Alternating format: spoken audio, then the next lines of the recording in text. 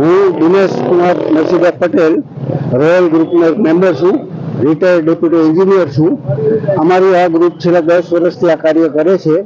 એમાં ખૂબીની વાત એ છે કે અમારે અહીંયા કોઈ પણ જાતના જ્ઞાતિ ભાવ વગર એન્જિનિયરો, ભણેલા ડોક્ટરો, રિક્ષાવાળાથી માંડી ઘણા બધા ગ્રુપના સભ્યો છે જે આ વિવિધ કાર્યોની અંદર સહભાગી થાય છે. અમે અમારી કાર્યનિષ્ઠા મુજબ ખૂબ દિલથી કામગીરી કરીએ છીએ. એના માટે અમે વઢવાણ મહાજન પાંજરાપોળનો આભારી છીએ. ધન્યવાદ. Dhirendra Kanabar, trustee, animal helpline Rajkot. વાત કરીએ આ સંક્રાંતિ લઈ પક્ષીઓની શું પરિસ્થિતિ હતી, કેટલા પક્ષીઓ ઇજાગ્રસ્ત થયા, તમારા કેટલા સ્ટોક હતા, કેટલા પક્ષીઓ મોત થયા, શું કહેશો?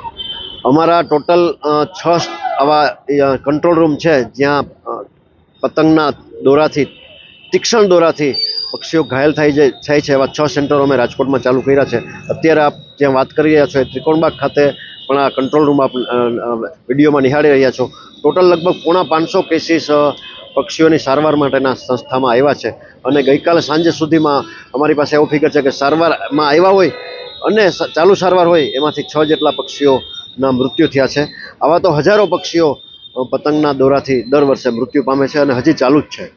વાત કરીએ તમારા જે ટ્રસ્ટો છે, અન્ય કોઈ પણ જગ્યાએ એટલું નથી, ત્યાં પણ સારવારને કોશિશ કરશો? હા, અમારા સિવાયની ઘણી બધા આવા ટ્રસ્ટો છે જે પક્ષીઓનું આવું સુંદર કાર્ય કરી રહ્યા છે.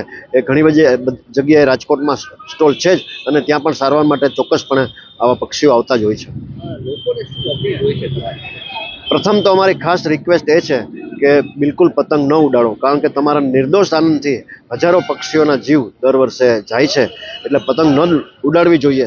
બીજું, ઉડાડો તો તમારે તીક્ષ્ણ દોરો છે, જે કાતિલ દોરો છે, કાચનો માંજો પાયેલો દોરો છે, એવા તો ન જ વાપરવા જોઈએ. સામાન્ય દોરા વાપરી અને તમે પતંગ ઉડાડી શકો છો. અથવા તો 10 થી 5 વચ્ચે જ તમે પતંગ ઉડાડો રાખવો તો વધારે સારું. તો પક્ષીઓ છે એ સામાન્ય રીતે આકાશમાં ઓછા જોવા મળતા હોય છે.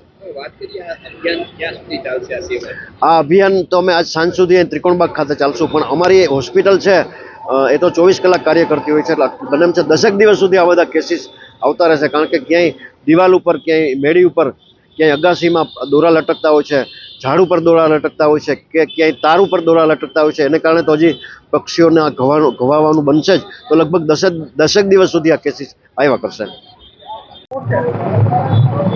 રતનપર રોયલ ગ્રુપના યુવાનો દ્વારા દર વર્ષની જેમ આ વર્ષે પણ રતનપર 34 નંબર પાસે ઉત્તરાયણ નિમિત્તે વઢવાણ મહાજન પાંજરાપોળનો ફાળો એકત્ર કરવામાં આવી રહ્યો છે.